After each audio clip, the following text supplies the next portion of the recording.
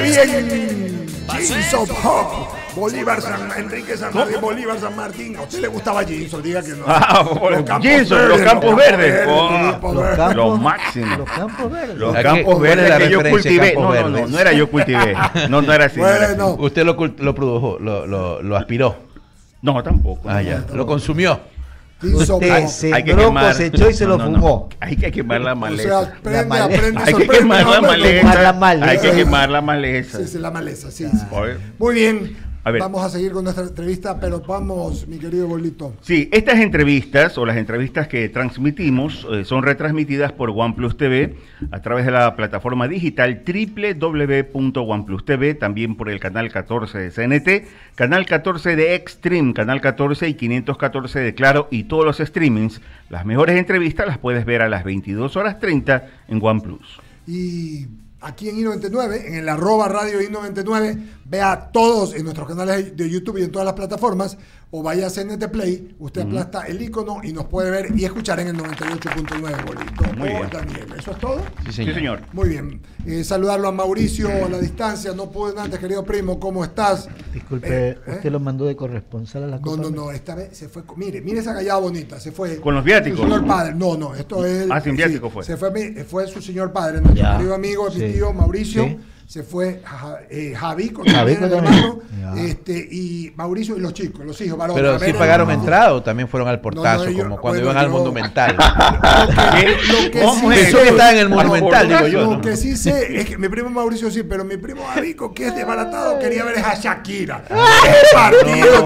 Nada. El hombre estaba con Shakira y se indignó cuando dijeron que por qué habían sido más de 15 minutos. Y ya es verdad, Shakira, ¿no? pues ya eso es todo, ¿no? Bien, es verdad. Gusto de saludarte, primo. Qué buena oportunidad de llevar a tu papá, es decir, a tus hijos, a los hijos de Javico, con el abuelo. Eso es una oportunidad de oro. Que la vida, cuando uno es buen hijo, lo devuelven bendiciones, como dice la Biblia, ¿no? Buena cosa, Mauricio, buena cosa. Así es, buenos días, primo, un abrazo fuerte a la distancia. Y sí, definitivamente que las oportunidades de poder vivir estas experiencias que son únicas a veces realmente no tienen ni precio ni espacio en el tiempo. Entonces, definitivamente que fue una experiencia maravillosa. No sentimos realmente todo el relajo que se armó afuera. Entramos 5 minutos antes de que se arme todo el despelote y realmente lo que vivimos fue una fiesta. Yo también la disfruté mucho a Shakira, a Karol G, y más que nada la fiesta que había en las tribunas, que era una cosa espectacular. O sea, ver a los colombianos y colombianas disfrutando de esa fiesta del fútbol y la forma como los argentinos viven el partido segundo a segundo, realmente que fue una final insuperable y realmente nos complementaron con un excelente partido también. Además que eso es cultural, lo que dice Mauricio Javier. Yo alguna vez, y tú que hemos visto harto fútbol, yo tuve la oportunidad de estar en un mundial, le digo que es pero tan cultural como ir a un museo, como ir a conocer iglesias de Europa, de Quito, de cualquier parte. Es un tema, lo que estás diciendo tú, étnico, cultural, precioso. Y una cosa maravillosa, te digo, ver a la gente en las tribunas bailando salsa. Yo lamentablemente tenía un argentino de unos 85 años al lado mío y a mi hijo al otro lado, así que me tocó ver, nomás bailar, pero en todo caso sí me hubiera gustado ahí en una sola baldosa, como decimos, ¿no? Pegarnos una salsita. Pero bueno, vivimos el fútbol realmente como se debía vivir y bueno, fuimos testigos también de esos momentos emotivos, tanto de Messi como de Di María. Hermoso. Y como que realmente fue un complemento extraordinario para esa fiesta del fútbol. Y que sin duda refleja esa parte cultural, porque cuando, en el caso particular, hemos estado en eventos deportivos de esa naturaleza, ves las culturas de todos los países, de la importancia que tiene cada una de la gente de cada uno de esos países, y que llegas a estar en un momento determinado como amigo, aunque sea por el momento, como para conocer cada uno de ellos, ¿no? El paraguayo, el argentino, el chileno. Es impresionante eso. Entonces, vivir una final como la que has vivido, sin duda, mi querido Mauricio. Sí, señor. Así es, así es. Y es un tema que antes el fútbol se lo diferenciaba, decía que no era de intelectuales. Vayan a ver la cantidad de músicos, Rod Stewart, el Doñón, tenían equipos de fútbol. Sí. Vayan a ver pintores, escritores como Vargas Llosa y tantos más. Son muertos por el fútbol. ¿Por qué? Porque es un tema cultural de manifestación de los pueblos en algo que es maravilloso. que es unirse a través del fútbol. Bueno, ya, dejemos sí, así es. Y solamente una cosa para terminar, hablando del tema que sí es importante traer a colación. Dale. Veníamos de un intento de magnicidio el día anterior del candidato a presidente de los Estados Unidos, y con esa efervescencia que hubo, ese atropello en el estadio, la gente no perdió esa alegría, y en las tribunas se vivía una verdadera fiesta. Colombianos y argentinos se abrazaban entre ellos al final del partido. Y había obviamente las tomas que sale Maluma en una suite discutiendo con otros, pero el calor del partido. Al final todos se abrazaron en una sola fiesta y disfrutaron la premiación del equipo de Argentina como campeón de la Copa América. Además, eso por mi parte, he cumplido la corresponsalía ad honorem. Y bueno. Solo que a Europa le damos viáticos, son los que van a Europa. O sea, se fue sin viáticos. Carla Escobar también está en Europa con viáticos. Sí, también. Sin viáticos. Sin viáticos, dijo ya. Sí, ¿Pero por qué no le dio al primo los viáticos? No, porque iba el tío. Era mucha. Ya era mucho. Y, o sea, si hubiera, y los hijos, no. Pero si hubiera ido solo, si usted le daba los viáticos. Ya está bien. Si venía solo, venía conmigo, creo. ¡Epa! Sí. Oiga, solo para concluir. Y qué buena pelota ese partido. Qué partida, sí. Intensamente. Y bueno, y al final, como dice, se dieron la mano. Ganó el que. Si te ves los goles, si te comes los goles en el fútbol, 2 goles se comió una pelota, mala suerte en el palo. En la otra nos pasa como Ecuador. Los argentinos no se comen esos goles. Eso hay que reconocer. El que no los hace, lo voy a hacer, ¿no? Muy bien, con nosotros Esteban Santos, justamente, que es analista internacional. Vamos a conversar. Esteban, qué gusto de saludarlo. Buenos días. Perdónenos que hayamos hablado un momentito, pero valía la pena hablar de este tema de la final. Mauricio está allá y estuvo allá mientras pasó el atentado del presidente Trump.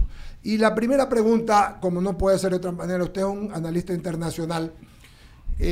Después del atentado, que fue el fin de semana, Joe Biden ha dado algunas entrevistas y ha reiniciado su campaña, y le ha tocado a sus asesores de marketing política y de estrategia política aplicada al marketing, hacer un cambio completo en estrategia. Yo veía ayer, y lo leía, que habían unos con la pistola, decía Trump, algo como detén que Trump vaya a aceptar las armas. Todo después del atentado ha cambiado. ¿Cómo ve usted este proceso en el que, perdóneme que le diga, partners, amigos queridos, y a ustedes, queridos televidentes y oyentes, estamos ya pasando la mitad de julio, agosto, septiembre, octubre, noviembre, es decir, en 4 meses es la elección. Ya la conversión demócrata ya ungió a Donald Trump y a su vicepresidente. El próximo mes es la demócrata. ¿Cómo ve usted esto? ¿Usted cree que lo que sucedió lo va a impulsar a Trump o no lo va a impulsar? ¿Lo va a ayudar a Biden o no lo va a ayudar? Y finalmente, ¿algún pronóstico, alguna idea de esto? Buenos días, bienvenido a I99 y al diálogo, Esteban. Gracias, Eduardo, un placer. Mi saludo a todos que están en el panel. Tengo que reconocer que le tengo una envidia muy sana a Mauricio. Me hubiera fascinado también estar en la final. Claro, y estar con la familia, ver a Shakira, ver a Maluma lanzar también impropios a la suite de al lado y todo el calor del fútbol y de ese evento. Pero espero que lo haya pasado bien, porque vimos que también en ese Hard Rock Stadium se dieron unos problemas muy lamentables, ¿no? Propios de estadios latinoamericanos y todo lo que fue, en fin, que pudo haber apañado la fiesta del fútbol, que a la larga no fue así. Dicho eso, creo que también Mauricio estuvo en un momento histórico que pasará, creo, a la década, o tal vez las fotos que salieron sean las fotos de toda esta generación, porque hay un antes y un después. El antes es un presidente corrupto, un presidente que pagó dinero a artistas de pornográficas, pues, para casar historias de relaciones extramaritales mientras su esposa estaba dando a luz. En fin, era una sola escándalo. Todo lo que fue el asalto al Capitolio en enero 6, en fin, podríamos pasar la mañana entera hablando de todos los impropios, de los desatinos y los problemas judiciales que tenía un candidato. El otro, creo que también hay un buen meme que justifica bien todo, que llega a la convención el uno con la enfermera al lado y el otro llegaba con el carcelero. Pero bueno, se da este atentado, y repito, es un antes y un después, porque por 2 milímetros, o sea, hay un primer milagro ahí, sí, porque Trump se salva, pero realmente de milagro. Y no solo que se salva, sino que tiene el efecto absolutamente contrario. Hay una bala que le logra rozar, pero lo suficiente como para que el señor ensangrentado se caiga al suelo y haga lo que él sabe hacer bien, este tema de manejo de masas, de imagen y demás. Y entonces, con la mano en el puño en alto, él gritando el fight, la gente se para, le aplaude y hay una conclusión primera. En el lado republicano ya no hay dudas. En el lado republicano, o usted apoya a Trump o no es republicano. Se cerró filas en torno a un político que ahora ya pasa casi que a ser un Capitán América o un mártir. Es la lucha del bien y el mal, el señor. Y del otro lado, en cambio, tenemos a alguien que ya no está a la altura de la historia, que los demócratas ya no saben cómo más presionar para que el señor Biden dé un paso al costado por su falta de energía, por sus constantes tropiezos, y en resumen, entender que ya la vida le ha pasado, a todos entienden eso, menos al señor Biden o a su esposa, y por eso la conclusión, lo que Eduardo bien lo estaba diciendo, del lado de Trump ya se cerraron filas, ya él es el candidato, y del lado de Biden, ahora en agosto se cierra la convención demócrata, pero todavía no está claro si es que los demócratas permitirán o si la presión será tal para tener un Biden que todavía se aferra con uñas y dientes al cargo. Sí, correctamente, Esteban. Ahora, se dice, y esto quisiera que le aclare a la gente, porque usted es un conocedor internacional, que la convención demócrata podría cambiar un candidato, pero yo creo que eso realmente es solamente comentario, ¿no? Porque ellos hicieron primarias y ganó el presidente Biden. ¿No es así? ¿Estoy equivocado o no? Si me contesta, por favor, Esteban. Eso es exactamente lo que ha pasado. Biden ya ganó. Biden es el único que puede decir ya no quiero.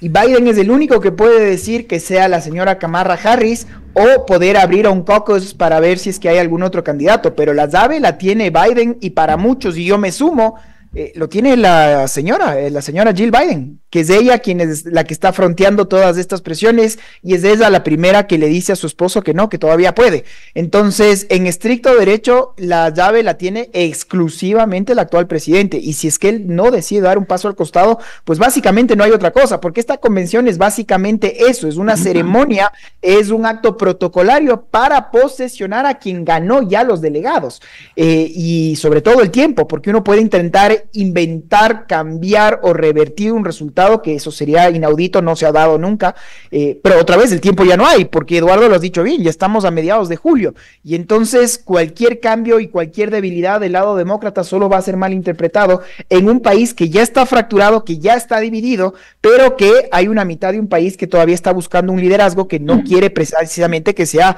del otro lado que claramente lo es Trump. Muy bien, vamos a seguir con la entrevista. Javier Segarra, está con nosotros Luisa. Buenos días, querida Luisa, gusto de saludarte también a ti. Gracias. Buenos días. Eduardo, buenos días a todos. Seguimos con Javier, luego a Mauricio. Regresamos acá con Daniel, Luisa y Jaime y Bolo. Tenemos dos preguntas para hacerlo rápido porque me parece que hay tanto que preguntar sobre esta democracia, sobre estas elecciones que son para nosotros en mucho como un ejemplo, igual que las inglesas, que las francesas, y que ha tenido algunos bemoles, doctor Segarra. Muy bien, gracias, Eduardo. Hola, doctor, ¿cómo le va? Buenos días, un gusto saludarlo. ¿Qué repercusión puede tener todo esto en el tema geopolítico de nuestra región? Javier, qué gusto, y celebro mucho estar con todos ustedes, voy a tratar de ser igual lo más sucinto posible en aras de poder disfrutar este diálogo. A ver, el mundo está en vilo, es la primera potencia hegemónica, económica y militar, y hay dos visiones de una America First, de solo los norteamericanos, America for the Americans, que es lo que hace Trump, o una visión internacionalista, una visión en base a instituciones internacionales, a multilateralismo, que es lo que creen los demócratas y lo que cree Biden. Entonces, más allá del personalismo, a quién le cae mejor o mal, hay dos ideas muy claras de cómo deberían realizarse las relaciones internacionales. Una que cree que hay que cerrar el grifo a cualquier ayuda a Ucrania, apoyar al 100% solo una causa israelí, no así Palestina, y dejar un poco a sus aires, a sus anchas, lo que pueda pasar en Taiwán y muchos otros lugares del mundo, que cree solo en America First y la otra, repito, en un multilateralismo como tal. Ahora, todo esto mantiene geopolíticamente hablando, mantiene una incertidumbre de saber qué es lo que realmente puede ocurrir, porque una cosa es lo que se dice y otra es lo que se puede hacer, doctor. Claro, y el mundo está en vilo, porque la OTAN ya vivió una realidad con Trump, cuando Trump dijo, yo me voy a salir de aquí si ustedes no ponen su cuota, y yo no voy a hacer nada si es que Vladimir Putin invade alguno de los países. Una es una OTAN con un socio fuerte, con un Biden que es lo único que hace es reafirmar ese compromiso, y otra es una OTAN que puede estar cojeando cuando el nuevo presidente, comandante en jefe, les dice, oiga, yo no tengo por qué ser el policía bueno del mundo para ustedes. Entonces, una es otra vez con un Fondo Monetario Internacional, los multilaterales, las instituciones que puedan estar ahí para el servicio pues de una comunidad internacional, y otra que se diga, no, primero nosotros, segundo nosotros y tercero si es que está solo en nuestros intereses. No que el uno sea tan juego de suma cero, lo que quiero sí dejar muy claro es que con Trump creo que la institucionalidad es la que va a tener el reto adelante, es la institucionalidad, los jueces, el sector público y sobre todo el judicial el que tiene el reto de no convertirse en lo que muchas veces en Latinoamérica lo decimos, cuando un poder está por encima del otro.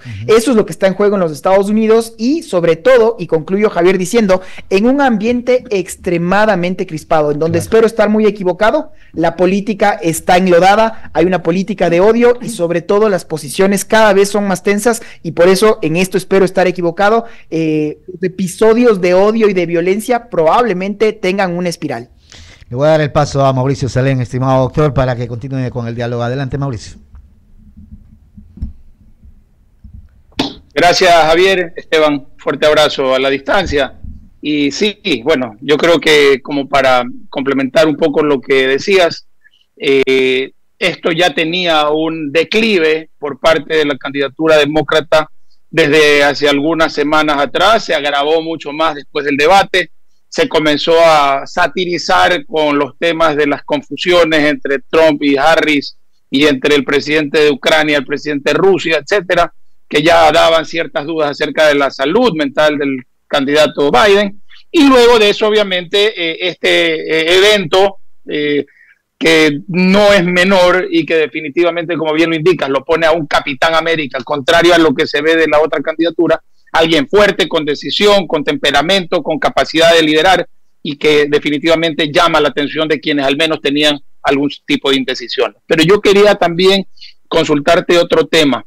Ayer o antes de ayer comenzó a circular noticias en base a una posible candidatura del señor Alberto Fujimori en Perú, algo que inicialmente pensé que se trataba de un error, que era la hija, el hijo, Yonki o Keiko, pero resulta que es el mismo, el señor que fue indultado hace poco, con un indulto un poco objetado por algunos sectores, quien a decir de la misma Keiko Fujimori, hoy puede ser un potencial candidato a la presidencia del Perú.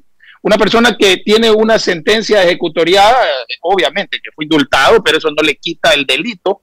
Segundo, hay 57 millones de soles, me parece, o algo similar que tiene que cancelar producto de dicha sentencia, que no ha abonado un solo real al respecto. ¿Es posible, bajo la óptica legal y la visión legal del Perú, que una persona sentenciada, que fue indultada, que no ha cumplido su pena en su totalidad, sea candidato a la presidencia del Perú, del vecino país del Perú? Comentarios rápidos. Uno, con respecto a Estados Unidos, creo que estamos absolutamente de acuerdo y tal vez por eso también el señor Trump, que se sintió ya tan seguro, ya no quiso ceder poder y entonces ya no cede cuotas a por ejemplo, un Marco Rubio que hubiera experimentado mejor un voto latino o algo. Se va con alguien, un Trump 40 años menor, que es este señor Vance, que viene de Ohio y que lo que está buscando es ese voto de redneck, que se llama, ese voto del trabajador metido en el deep state norteamericano, que eso es un poco la base de votantes, que es lo que quiere terminar de tener. Con respecto a Fujimori, Mauricio, te comento, cuando yo me graduaba de abogado, mi examen de Derecho Internacional fue el caso Fujimori, porque estamos hablando del chino, peruano, japonés. Entonces, usted presidente de un país, como buen presidente latinoamericano, termina la presidencia y le acusan de todo, incluso crímenes en contra de la humanidad. El señor coge un avión y se va al Japón. Llega al Japón, cambio en Perú y le dicen, usted tiene que extraditar porque este señor tiene cuentas con la justicia. ¿Qué le dijo Japón? No, porque él es japonés. como que él es japonés. Entonces, hay dos principios muy claros en el derecho internacional: la nacionalidad efectiva y cómo tú dictaminas una nacionalidad efectiva a través de lo que se conoce como puntos de conexión. Si usted fue presidente de un país, con respeto, hay peruanos y usted, o sea, se tuerce de peruano, pero para Japón dijo no, porque él tiene un pasaporte y yo tengo mi ley y no puedo extraditar japoneses. Fue al extremo, y aquí empiezo a responder la pregunta, que Fujimori se lanzó como legislador japonés. ¿Por qué? Porque quería tener la inmunidad parlamentaria. Lamentablemente, o digo por efectos del análisis, los japoneses no les gusta tanto esta cultura pop latina de las novelas. Perdió, porque si hubiera ganado, sí era muy interesante. Bueno, pierde la elección, sale Fujimori con su pasaporte japonés y cede su pasaporte japonés en Chile. Y los chilenos le dijeron, oiga, así como los japoneses son muy soberanos, nosotros también. Y para nosotros, usted se tuerce de peruano. Y aquí tenemos un país vecino que se está pidiendo en extradición y el resto es historia. Bueno, se le acusó. Él literalmente fue el que comandó las esterilizaciones forzosas a mujeres indígenas, un acto literalmente de una violación flagrante de un derecho humano. Ha estado preso, tiene un cáncer terminal, pero ahora, como Mauricio muy bien lo decías, hay esta duda de si es que este indulto procede o no procede, si es que él debería o no debería volver a la cárcel, y sus hijas, Keiko y Kenji, están peleados, sigue siendo una principal fuerza opositora, lo que vos quieras. Si yo me lanzo a la candidatura, ¿qué es lo que gano inmediatamente? Esa inmunidad parlamentaria que hace que no me pueda juzgar cualquier juez de calle, y por lo tanto volvemos a esto que yo lamento mucho decirlo, me gusta decir en clase que inmunidad no es impunidad, pero vemos que en el contexto latinoamericano muchas veces sí termina siendo.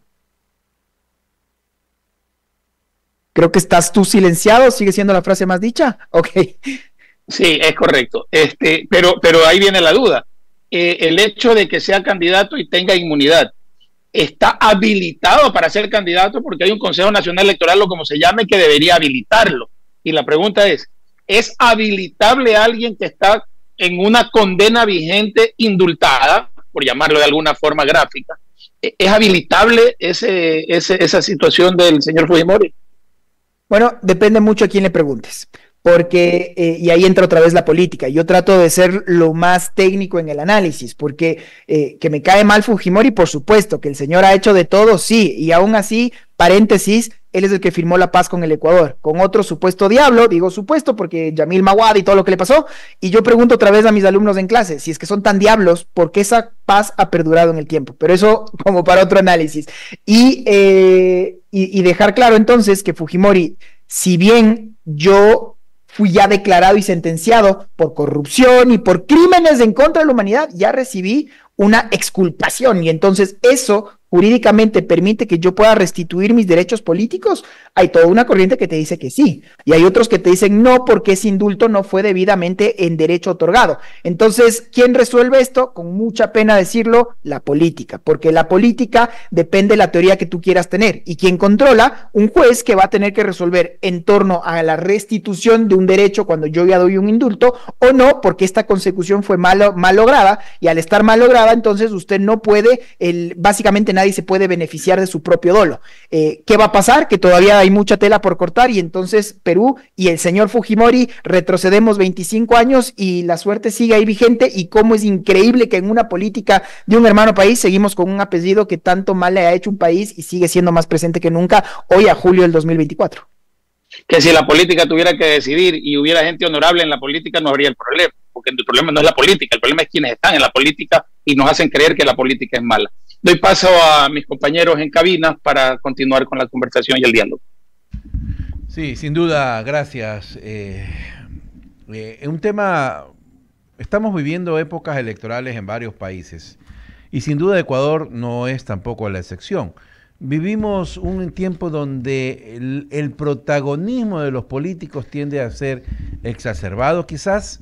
Ya vemos, por ejemplo, que hoy o ayer, por ejemplo, una escaramuza entre un asambleísta y una autoridad local va a producirse, o sea, es el inicio, un pistolazo entre agentes políticos que quieren a la reelección nuevamente, ya en casa adentro, que quieren la reelección y que van a buscar protagonismo tratando de protagonizarse, valga la redundancia, a costa de cualquier tema. ¿Es lo que vamos a ver en estos 6 meses que vienen? Mira, me parece muy interesante y tal vez justo con eso terminamos de complementar con lo que estamos conversando con Mauricio, porque es un problema de la política, es un problema de malos políticos, y estos malos políticos finalmente, ¿quién los elige?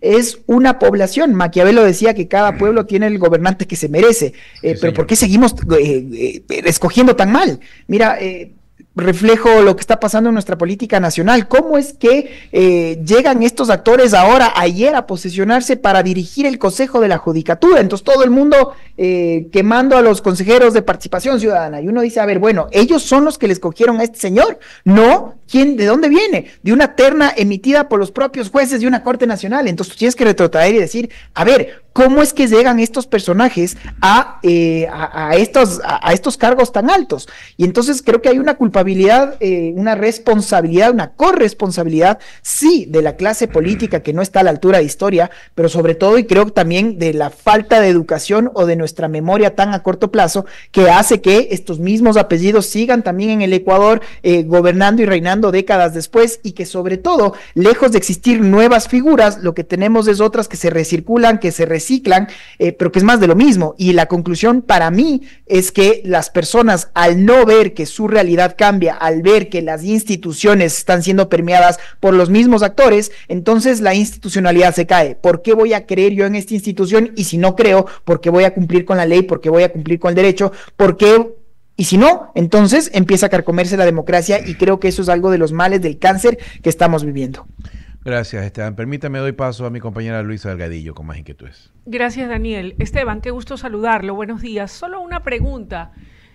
¿Cómo ve usted el panorama en Venezuela? El 28 de julio también habrán elecciones allá. ¿Qué posibilidades le ve a Nicolás Maduro? Y si no ganase, ¿cree usted que ellos estén dispuestos a aceptar su derrota? Gracias, Luisa, qué interesante pregunta, y estoy disfrutando mucho de este intercambio de ideas con ustedes. Miren, mi padre es médico, él tuvo la oportunidad de estar la semana pasada en Venezuela. Yo le decía, oye, ¿cómo está? Cuéntame cómo va la cosa, y un poco me decía que le tuvieron que sacar de emergencia del hospital donde él estaba, pues, al hotel, y del hotel directo al aeropuerto. ¿Por qué? Porque venía una caravana de María Corina Machado, que si bien ella está vetada y ella no es formalmente la candidata, todo el mundo sabe que quiere apoyar a la señora María Corina Machado, pero el gobierno, el régimen de Maduro, bloqueó la carretera para que ella no pueda pasar, y ella decidió bajarse y se fue caminando y pasó, y entonces el ambiente así de crispado. Entonces, en conclusión, él me decía, hay mucho nerviosismo, la gente se cuida muchísimo antes de hablar, y una vez que entiende con quién está hablando, sí puede hablar libremente de todo el mal y el cáncer que es el régimen de Maduro. Pero la pregunta, Luis, es muy interesante. ¿Va a ganar la oposición? Yo creo que no hay duda. ¿Le van a dejar ganar? Ahí ya es otra pregunta. Y si es que esto pasa, aquí viene una ventana que creo que es la que puede terminar de arreglar este tema, que los Estados Unidos, otra vez, los Estados Unidos ofrecieron un diálogo. ¿Y por qué ofrecen un diálogo ahora? Yo creo por dos razones. Uno, que Biden necesita una victoria, poder decir, oiga, yo saqué a Maduro ya finalmente del poder, vender eso con positivo, pero ¿vender qué? Vender es negociar con el diablo y ver cómo ellos van a ceder ese poder. Y la última también con un sartén con el mazo atrás, ¿no? Porque si es que llega Biden a perder la elección y llega un Trump ahora en noviembre, con él se acaba todo esto. Entonces, están en este momento, Luis, y concluyo diciendo, en este dilema del prisionero, porque el dilema del prisionero terminaría siendo quién va a abrir la boca primero. Y el que abre la boca primero se salva, y los otros se puedan quedar aquí en una casa de naipes, en una Venezuela que lamentablemente pasó de ser del país más industrializado, más rico de la región, a lamentablemente retrocederlo en el tiempo medio siglo atrás. Esteban, cuando usted contaba esa anécdota de su papá, que hace poco ha estado en Venezuela, me hacía recordar cuando esta servidora fue enviada por el canal en el que trabajo a cubrir los funerales de Chávez. Y la verdad es que yo me había quedado en la retina y en la memoria con la Venezuela de las novelas taquilleras venezolanas, de los hipódromos, de los trajes, de la ropa de lujo, de las mises, etcétera. Pero definitivamente yo, que nunca había estado en Venezuela, fue impactante lo que encontré, una ciudad con casi nada de energía, no había internet, no tenía cómo enviar mis reportes, y encima, efectivamente, cuando hacía mis pantallazos tenía que cuidarme de lo que decía, porque dependiendo de lo que yo decía, salían los chavistas a rodearme y a insultarme. Entonces fue una cosa de verdad muy dura. Solamente para comentar aquello, y ahora le cedo el uso de la palabra a Eduardo, a Jaime Velázquez. Jaime Velázquez, por favor. Un gusto, que está en la Jaime. sala de redacción. Gracias, Luisa. Con todos, buenos días.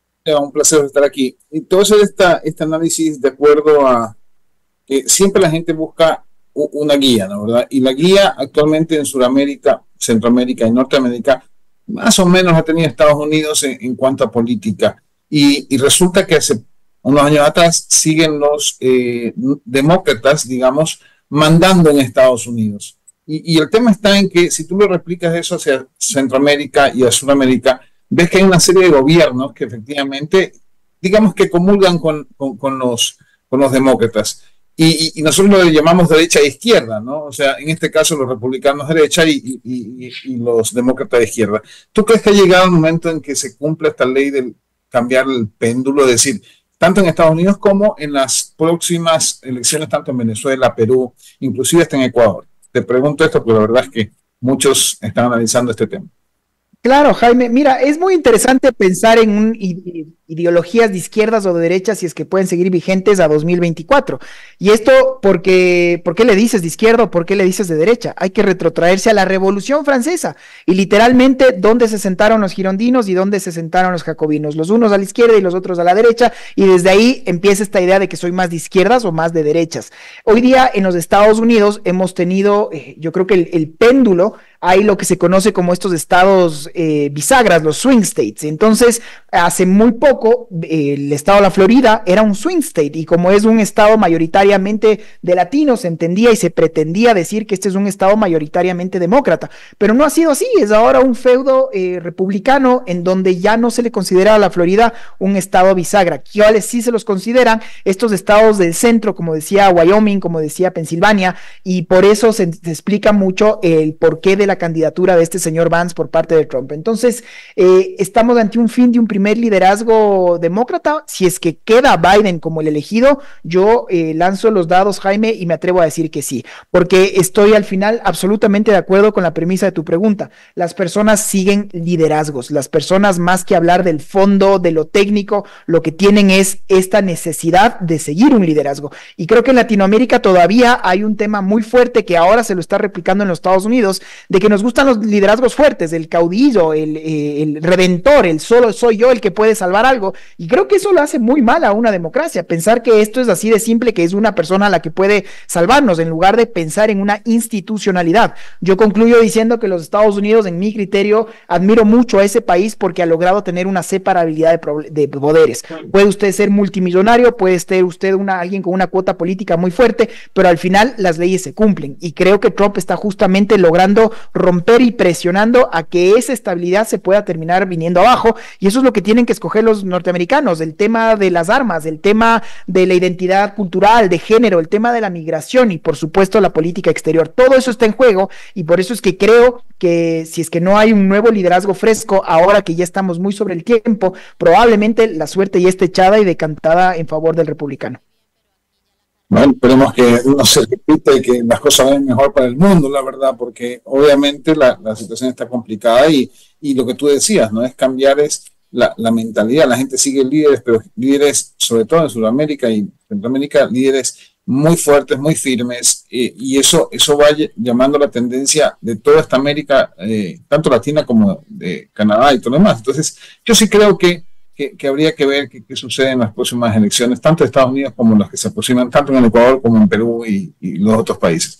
Le doy paso a mis compañeros, pues obviamente en cabina. Adelante, Eduardo. Esteban, agradecerle su amabilidad y su tiempo, lo hemos tomado, queríamos hacerlo 15 minutos, pero la verdad es que conversar con usted también es muy importante. ¿Sobre qué? El tema internacional, el que más está en boga es el tema de los Estados Unidos, por lo que pasó con Trump, pero ya después nos fuimos con todo lo demás. Así que muchísimas gracias por estar aquí en I99 y en el programa Diálogo, vernos y escucharnos. Esperemos que pronto volvamos a conversar, pero por temas positivos, no que se termine la guerra de Ucrania, que se arregle el tema de Israel y, en fin, muchas de esas cosas que creemos y queremos todos. Que corran nuevos vientos para Venezuela. Que corran bien.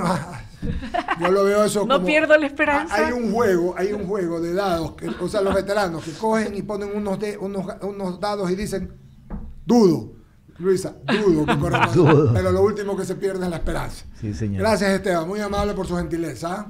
Gusto de saludarlo. He disfrutado mucho este diálogo. Gracias por ponerme a prueba. De eso se trata, de hablar de la mayor cantidad de temas que se pueda, para que quienes nos escuchen sean los que saquen sus propias reflexiones. Hago también eco de mejores vientos, de hablar de temas positivos, y para eso se necesita esto, de este tipo de espacios. Así es que el agradecido soy yo. Un abrazo y un placer con todos ustedes. De igual forma. Seguimos, gracias Esteban Santos. Seguimos contigo, Bolito. Sí, nuestras entrevistas son retransmitidas por OnePlus TV a través de la plataforma www.oneplus TV, Canal 14 CNT, Canal 14 Extreme, Canal 14 y 514 de Claro y todos los streamings. Las mejores entrevistas las puedes ver a las 22:30 en OnePlus. Muy bien, y puedes verla ahorita, escucharla ahorita sin problema en cualquiera de nuestras plataformas, la de hoy, la de ayer, la de la mañana, la de la tarde, cualquiera, en i99, @radio i99, o vaya a CNT Play, usted pone allí el icono i99 y ¡tú! Inmediatamente, o escúchenos en el 98.9. Que nuestro grupo, acuérdense que ahora ya no somos radio, somos media, porque es televisión por redes sociales. Todo redes cambia. sociales, radio, y también hasta escribimos, así que me parece. todo es así. Abrimos el espacio de las menciones publicitarias, señor doctor Javier Segarra y Torres. Oigan, es importante cuidar pues el bienestar de las personas que trabajan con nosotros.